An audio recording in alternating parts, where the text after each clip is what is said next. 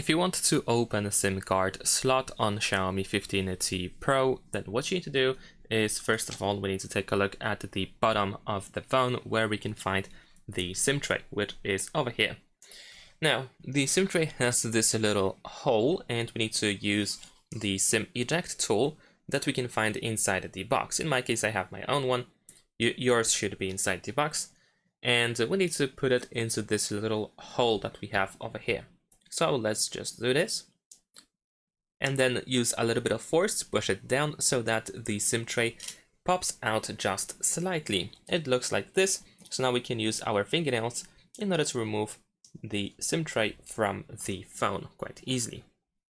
Now, this is how the SIM tray looks like. In this case, we have SIM number 1. On the back, we have SIM number 2. Unfortunately, we cannot use a memory card.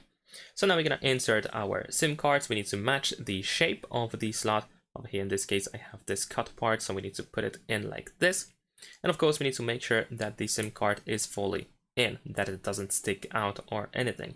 I'm going to also insert the second SIM. There we go. And once we have our SIM cards inserted into the SIM tray, we just need to put the SIM tray back into the phone.